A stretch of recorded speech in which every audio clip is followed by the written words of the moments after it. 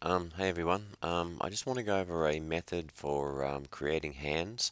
Now this particular method is really quite attractive in that if you look at the edge flow, the edges aren't propagating up through the arm, okay? They're actually not actually terminating, but what they're doing is they're looping back around. So for example, this finger, if I follow the faces around, it loops back around, okay? And same as this finger here. So they loop back around like this. All right, so that means that you can have quite a dense mesh and detail in the fingers, and yet it's just looping back around. It's not propagating out through the arms and through the rest of the character. So how did I go about creating this? I'm not going to go into as much detail as I've created here, but I'll just give you a quick overview of how to achieve this. So let's start on the other side, okay? And basically, I've extruded the arm out, all right? Yeah, so what did I do? Well, we'll do one quick extrude here. We'll grab all of these faces, and I'll do an extrude. I'm going to do this fairly quickly too, by the way, like that. And then what I do, this is quite important, you grab these outer edges, 1, 2, 3, 4, like that, and you scale them in, or pull them in, like this, nice and tight, really tight, because this is actually going to be the inside of a finger, where two fingers join, okay? So as you can see, just doing this, this allows me to create that loop that goes around.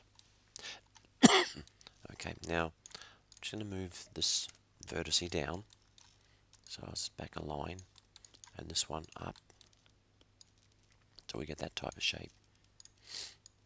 Okay, okay, so this is what we're going for, and simply what we want to do now is create a couple of cuts. So I'll go multi-cut, hold control, that'll be the first fingers, and I'll go one more.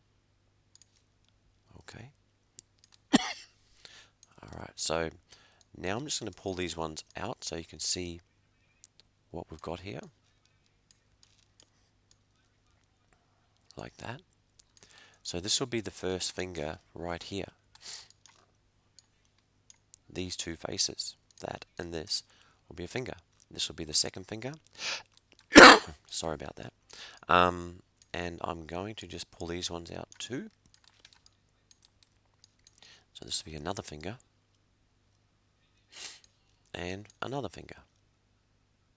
Alright, so I've got one finger, two finger, three finger, and four finger.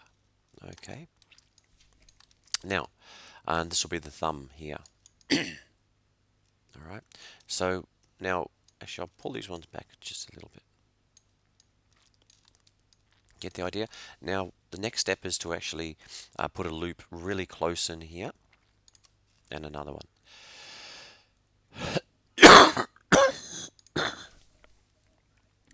Okay, because this will be the web in between each of those fingers. Okay, we're in a good position now to extrude these out. So let's go for it. We'll grab the faces, 1, 2, and I'll do all of them all at once. We'll just do a extrude just straight out. These ones here look like they've... Just going to bring these two back over, but not overlapping.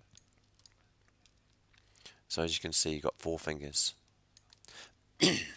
Now, that's a really good start to generating fingers.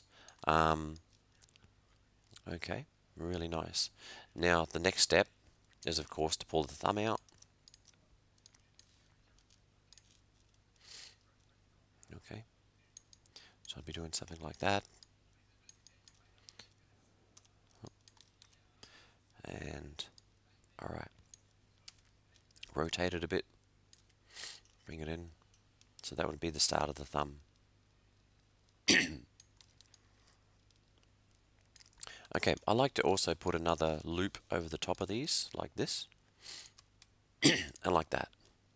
This way, I can get the roundness, because this is very square, so you really want to go in and round these out, so you need to do it really early.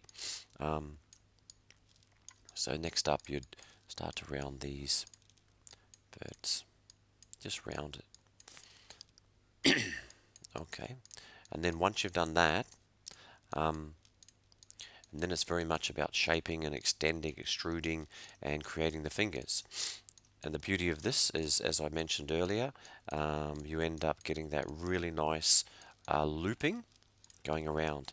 Now, after you've done that, I won't extrude these, right? I'll just leave those as they are. Actually, I'll do one extrude that I think is quite important. Just grab all these ends. I'll just show you. I'll do, make sure I haven't got anything else. I'll do one more extrude, and I'm just going to come out a little bit, and I will scale them in like that. So this would be the end of the fingers. I get it, they're really short and stubby, but just for the purpose of this exercise, so as you can see how it works, it's quite important.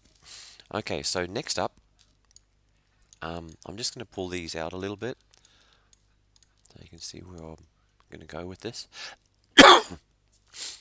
So what we need to do next is create a little bit more a topology, a few more faces in this area here. And to do that, what I do is I select a couple of edges from here. I tend to go one short, so all these center ones. I don't do the very end one here. And then I use a bevel. So a bevel like that. Okay.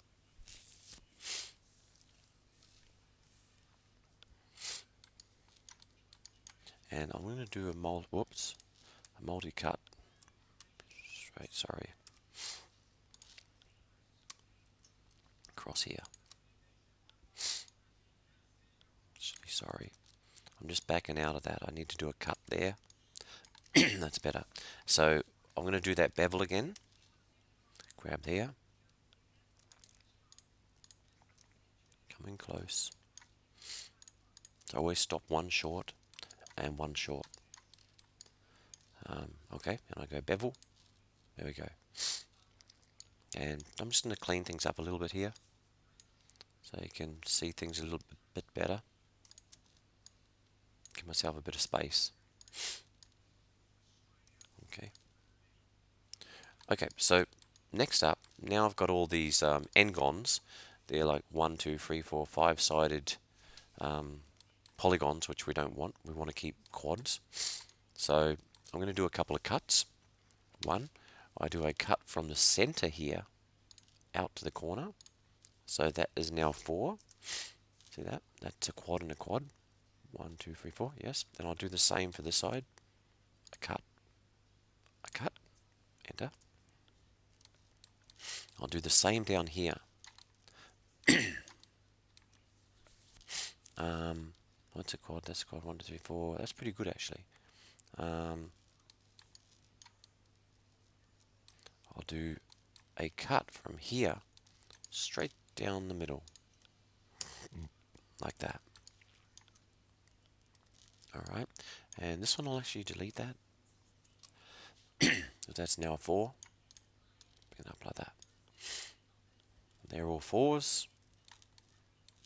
Okay, this one here, oh, I actually jumped there, so I'll just use my target weld. Better weld those. And these, whoops, these are also quads. And now I move these right out, pull them right out. Okay, it's about opening them up, because this is going to be the palm.